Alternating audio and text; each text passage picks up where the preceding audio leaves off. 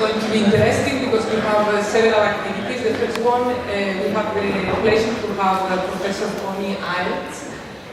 She's an astrophysicist, full professor here at the Catholic University of Leuven, and she also holds a chair in astroseismology at the Radboud University Nijmegen in the Netherlands.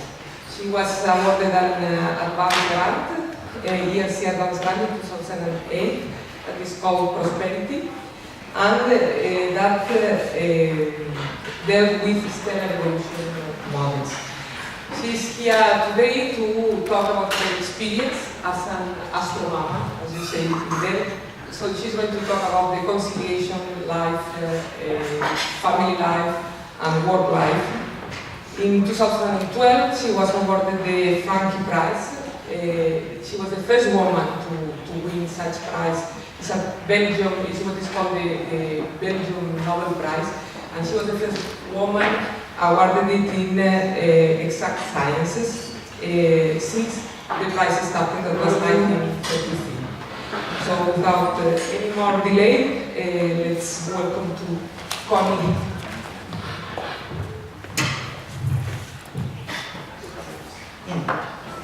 Thank you, Maria. Hello, everybody. I'm not a string theorist, and I've never seen so many together. So let's see how this works out. I'm sure I have some provocative statements in my talk, and so the idea is that you think a little bit about what you have to say about what I'm going to say. So, as already introduced, and as you can see here on the screen, I am also a mother of kids, and so somehow I am quite frequently asked to say, how did you manage, how did you do that? And it's not so difficult, if the work environment allows you. That's my message to you. Okay? So, since you don't know me, personal career slides to set the scene, because I tend to be different from all others, also different from all other astrophysicists, and even among the women in astrophysics in some ways, and that has reasons. I went to a boys' school, and I was the only girl. That was fun. At that time I liked that.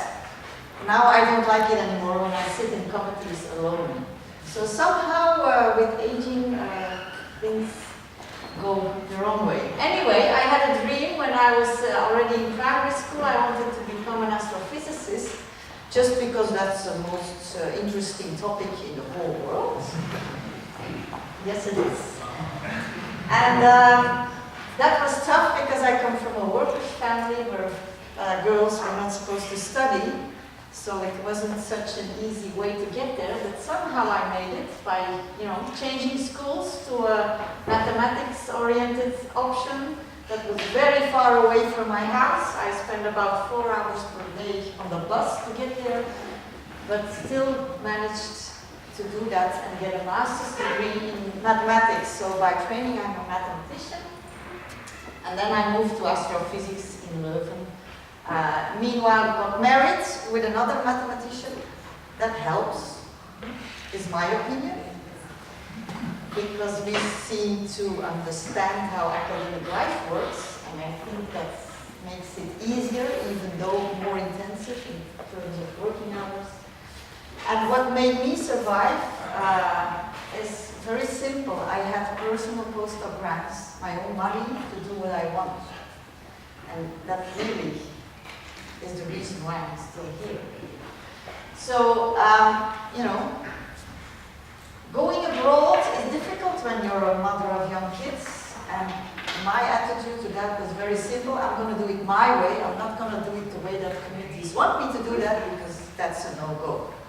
Something that committee members in the audience should keep in mind. There is diversity and originality in the way you get experience abroad. And it's not so bad, because the ERC shows that it's also possible to become successful like that. Okay? I do, for the moment, 3 jobs at the same time, so that's not so hard, even if you have a family life and work balance, challenge. So for me, that's not so difficult. But I need some freedom, and I really need some freedom to do that. And men also, by the way, but somehow it's not their problem. What I find important is that you get opportunities.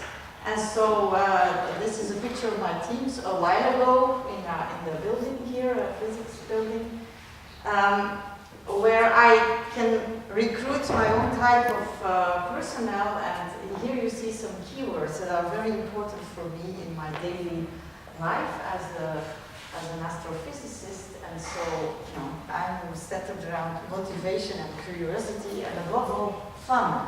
And so that's one of the things I was allowed to grow in as a postdoc, and it was very important for me.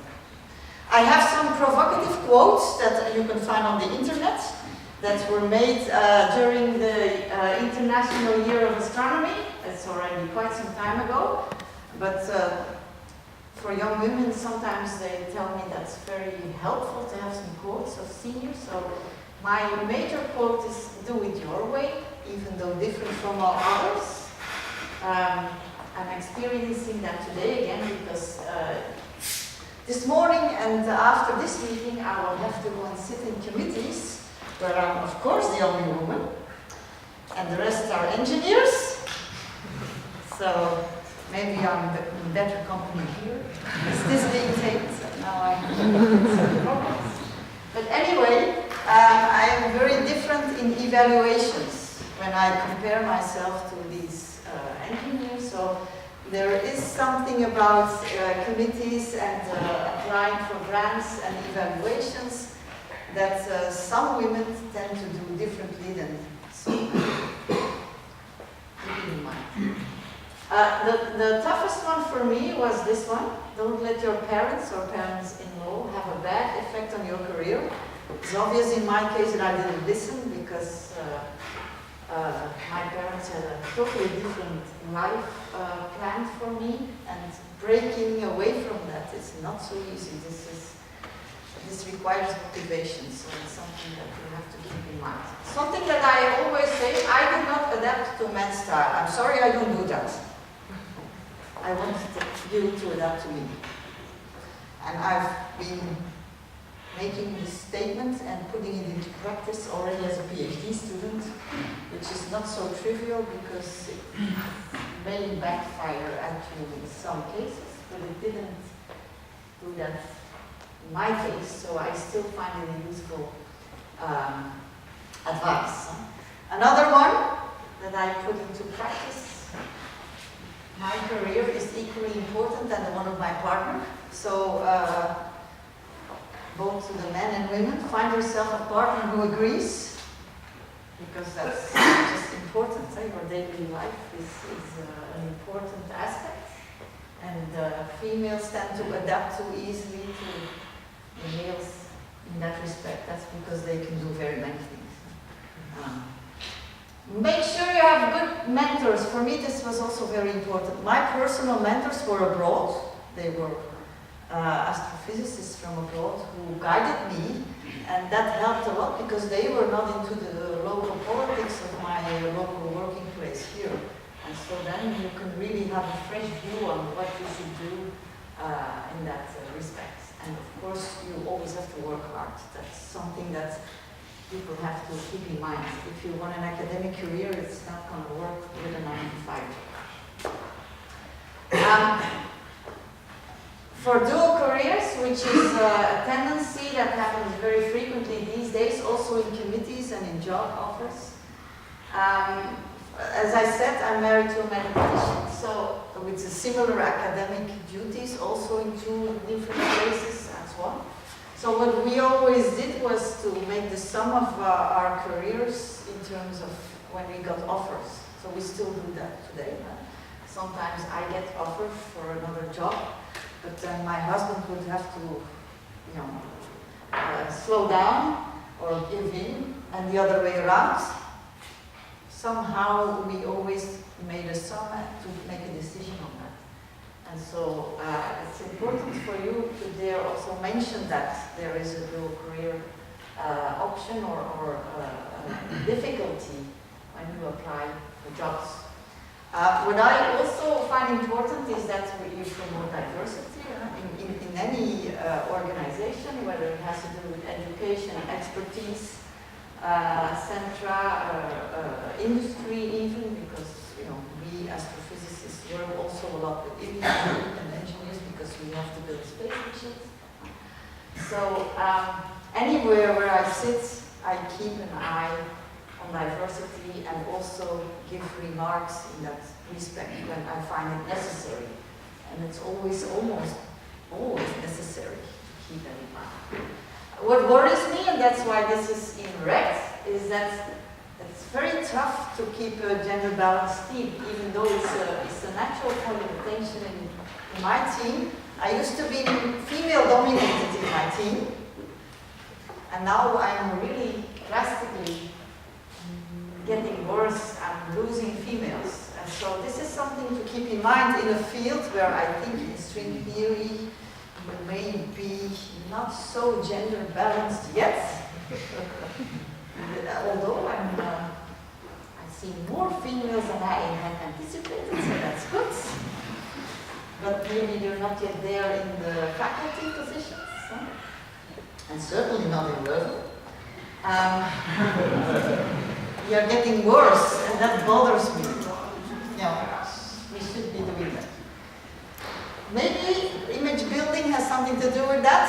Certainly something to think about. Why do you not attract female students or female faculty members? Well, if you're not an attractive working place for them, then there must be reasons, right? So work on it and solve it. Yeah? And dare to realize that perhaps your image to attract those women is not so perfect. There are probably reasons for it.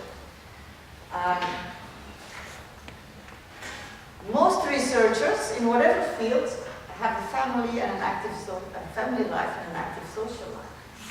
And that's not different in physics or in mathematics or in other more engineering type fields. So put that into the picture. That's what happened. I can be really tough sometimes. My dean yesterday told me, you are far too tough. But that's necessary. And so my attitude is, well, when it comes to money, people listen to you. If there's no money involved, then you have less attention. That's just a reality. So in the funding applications for symposia, well, no gender balance is no money. So I don't think you would have gotten money from me at this meeting if I apply that. I'm not sure, I didn't check exactly. But it's so simple to keep these things in mind. And don't give me the lousy excuse that there are no women in your field. Of course there are. You just have to find a little bit, search a little bit harder sometimes. And make sure you attract young women. They are the future. So something to pay attention also is that maybe you have seen lists of Nobel Prizes or Abel Prizes or Carnegie Prizes printed out, not on paper but on screens, and count the women. That's shocking. So if you really think that gender is important, well, next time you propose a woman, surely there are many that deserve that. Same for honorary doctorates. We for once wanted to do honorary doctorates only for females. Not only do you get a lot of resistance, but that can happen for 1 year and then people have forgotten about it. That doesn't work. You have to do a good mix continuously. And I'm really totally fed up with being the only female in committees. It's not fun, no matter how modern the men are and how kind they are. It's just no fun to have a different type of evaluation. And that's something you also have to keep in mind. Or it helps if you keep it in mind. An organization where I'm familiar with is the ERC, and what they have done is come up with a clear policy, a gender policy, and some don't like it, but it's the only way to keep things in mind and to change things when things are not okay. So their question or quest from the start was like, we want an equal amount of female grantees compared to female applicants, because only then the selection is neutral. Okay? I think everybody can agree with that. And if there are no applications, then you can't grant, that's obvious. But at least the percentages should be okay. And at ERC level, the applications are thousands of applicants. So there you have good statistics to check it. And so what they have done, and these are slides that I am allowed to show from the section head of physical science and engineering, is, you know, their gender policy in peer review may be interesting for all communities to take care of. So their objectives are very clearly spelled out in a working group who wrote equality plans. They are on the web, they are public, so you can grab them if you want to raise awareness or do something about a poor situation. And so in this organization is of course mainly to study if their selection process is not gender biased. I think most people, even though you are not so gender minded, will agree that everybody deserves equal opportunities. Right? We're not equal, but we deserve equal opportunity.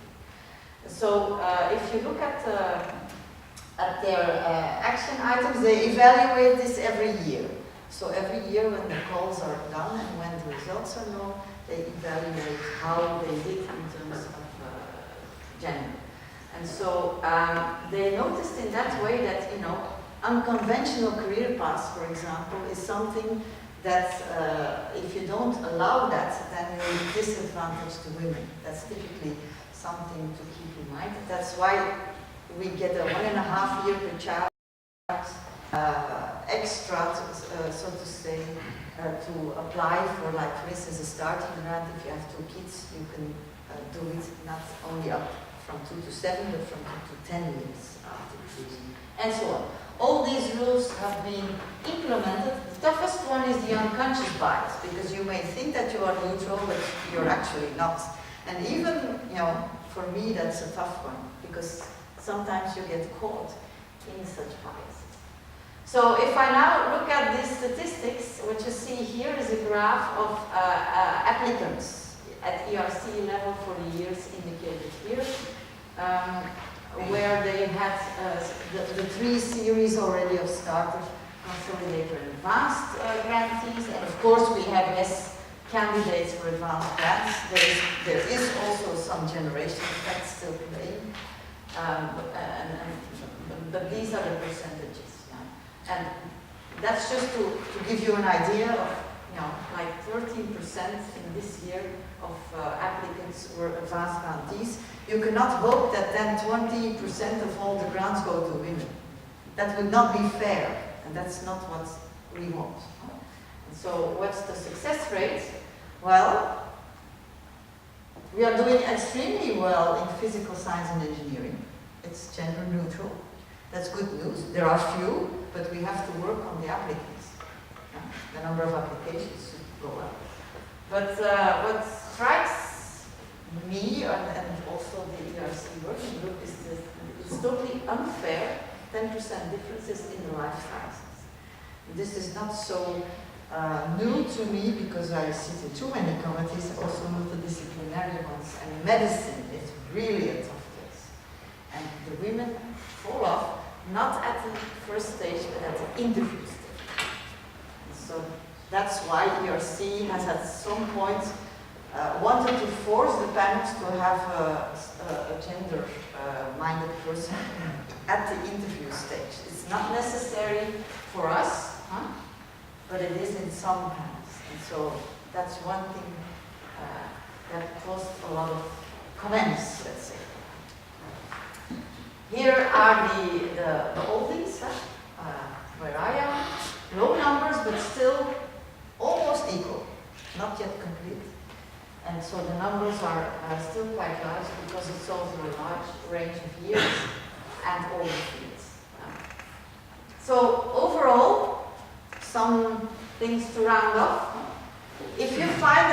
I was surprised to get this invitation, a string theory conference, and then gender, well, it was work-life balance, but that tends to be gendered as a topic.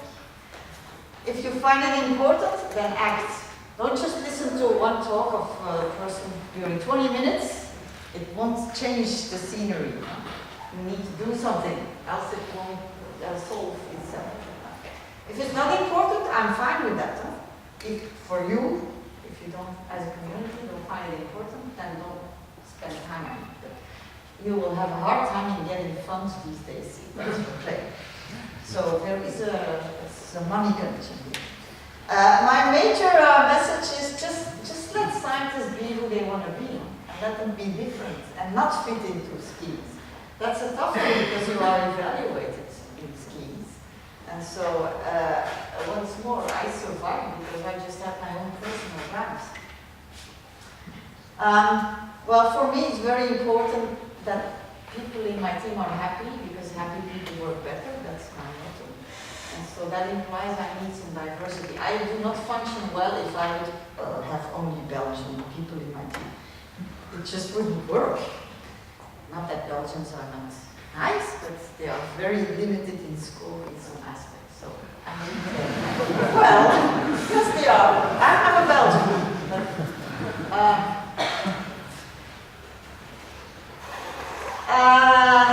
Hiring committees, I find it really difficult to do that in a good way. And we have things to learn. There are lists of do's and don'ts.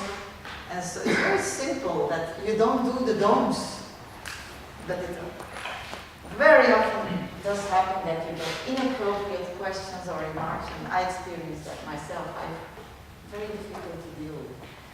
Towards media, well, we have stars here in the audience. Huh? I heard you had a magnificent public lecture, and people come on TV, and we can do that. You should, because the vision of the, media is very important. They tend to be stereotypical. They shouldn't be. Okay. Both with respect to gender, but also race. We have work to do. And mathematicians and physicists are really, people think they're nerdy. We are honest. But don't show that, because it's not attractive for women. Girls don't want to be nerdy. Right? And I was raised in a boys' school, so I'm less. Teachers are very important because they steer young people to go and study, well, in this case, mathematics and physics. So you have to be aware that girls in high school, well, they are not only worried about their skills when they do choices for studies, they also are aware or find it important to know what kind of hobbies you do, what your attitudes are towards life, towards work-life balance, and so on. So these are factors, and the recent studies show that they are dominant in choices of young people. So keep it in mind when you train students, because it will influence their choice. And above all, make sure you have fun. Thanks.